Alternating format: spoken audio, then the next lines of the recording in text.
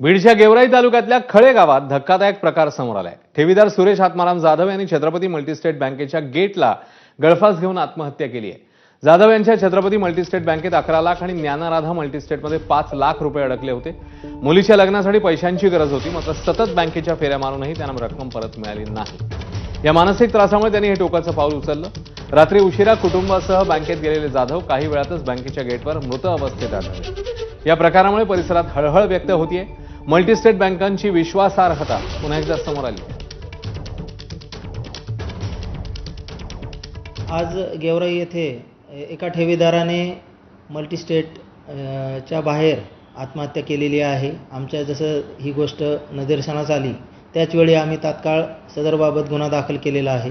त्याचप्रमाणे संबंधित मल्टीस्टेटचे चेअरमन आहेत त्यांच्या विरोधात गुन्हा दाखल असल्यामुळे त्यांच्यावरती पुढील कायदेशीर कारवाई आम्ही सुरू केलेली आहे।